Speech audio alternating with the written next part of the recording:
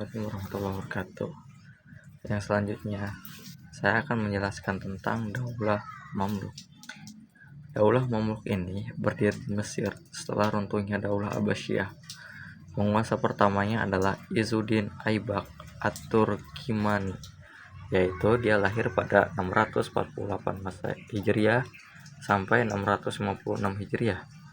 Puncak kejayaannya terjadi ketika Saifuddin Qutuz merebut tahta pada tahun 1259 Masehi. Ia menggulingkan Sultan muda Al-Mansur Ali. Mamluk kemudian menjadi kekuatan Islam yang mampu mengalahkan Mongol Tartar dalam pertempuran Ain Jalut pada tahun 1260 Masehi serta mengusir sisa-sisa pasukan Salibis dari Syam pada tahun 590 Hijriah atau pada tahun 1290 Masehi. Kekuasaan Mamluk berlangsung dari 648 Hijriah atau 1250 Masehi hingga 1250 Hijriah sampai atau 1517 Masehi. Mencakup wilayahnya yaitu Mesir, Syam, dan Hijaz. Posisinya yang strategis di tengah-tengah dunia Islam Barat dan Timur memungkinkan Mamluk mewarnai peradaban Islam dunia. Totalnya terdapat 26 sultan yang memimpin hingga akhirnya jatuh ke tangan Daulah Turki Utsmani pada tahun 1517 Masehi akibat faktor ekonomi. Daulah Mamluk sendiri memberikan kontribusi besar dalam pengembangan ilmu pengetahuan, yaitu di bidang studi Islam. Lahir karya-karya monumental dari Ibnu Taimiyah, Jalaluddin Asyuyuti, dan Ibnu Hajar Al-Asqalani. Di bidang sains, Al-Makhrizi terkenal dengan karyanya. Di bidang sejarah, Nasruddin Al-Tusi dan Abdul Faraz Al-Ghibni. Dan di bidang astronomi ada serta Ibnu Nafis di bidang kedokteran. Sultan-sultan Mamluk memiliki ketertarikan besar pada pendidikan, terutama aspek agama yang merujuk pada Al-Quran dan Sunnah, sehingga banyak madrasah formal dan non-formal mendirikan oleh para ulama dan cendekiawan. Dalam bidang ekonomi sendiri, Daulah Mamluk membuka hubungan dagang dengan luar negeri karena Mesir menjadi pusat perdagangan penghubung Laut Merah. Mereka juga menjalin hubungan dagang dengan Perancis dan Italia melalui perluasan wilayah yang dirintis oleh Daulah Fatimiyah sebelumnya. Porsi mendapatkan nasional terbesar diperoleh dari sektor perdagangan internasional.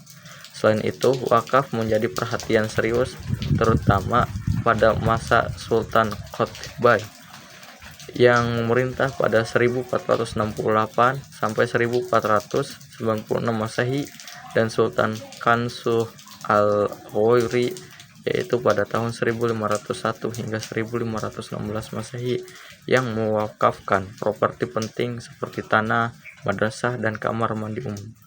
Wakaf memberikan kontribusi signifikan dalam perekonomian.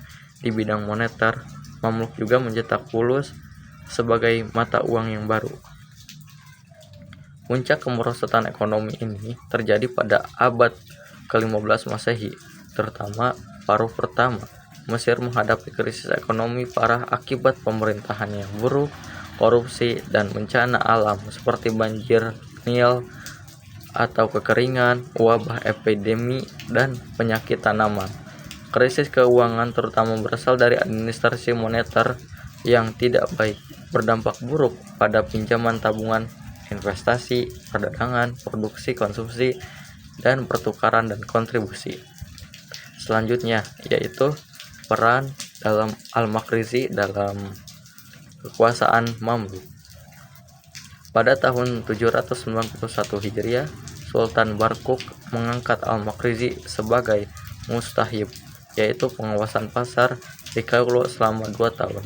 Dalam jabatan ini, ia banyak bersentuhan dengan masalah pasar, perdagangan, dan mudharabah, sehingga perhatiannya terfokus pada harga-harga, asal-usul uang, dan kaidah timbangan.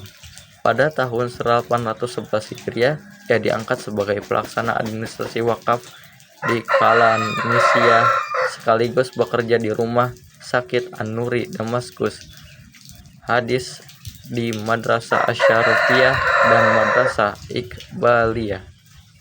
Al-Makhrizi adalah sejarawan muslim yang sangat produktif dengan tidak kurang dari 100 karyanya, yaitu karya-karya kecilnya dikelompokkan menjadi 4 kategori. Di antaranya yang pertama adalah peristiwa sejarah Islam umum seperti Al-Niza wa Al-Taqsamu. Yang kedua adalah ringkasan sejarah penjuru dunia Islam seperti Al-Ilmam bi Akbar Man bi Ard Al-Habsyah. Yang ketiga adalah biografi singkat para raja seperti Tarajim Mamluk dan Al-Rab.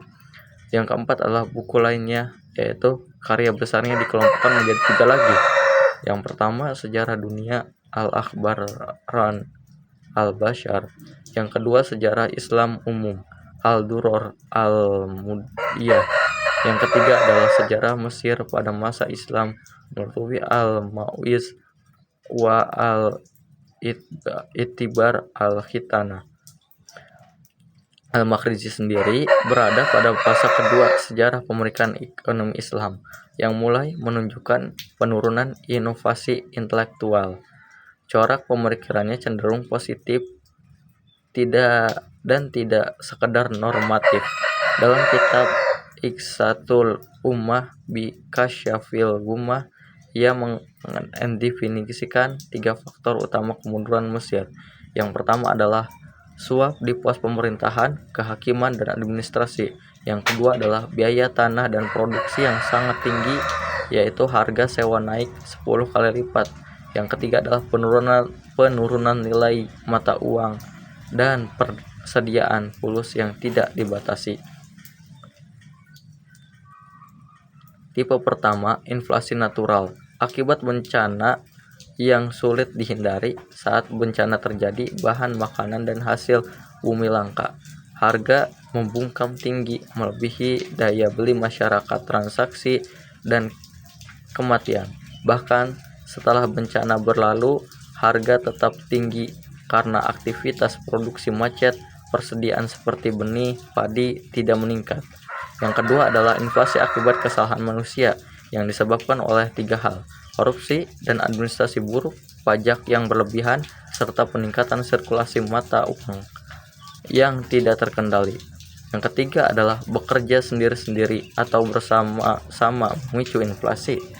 Nah, demikianlah ringkasan singkat tentang Daulah Mamluk, kontribusinya, serta pemikiran ekonomi dari seorang tokoh Al-Makhrizi. Sekian, terima kasih.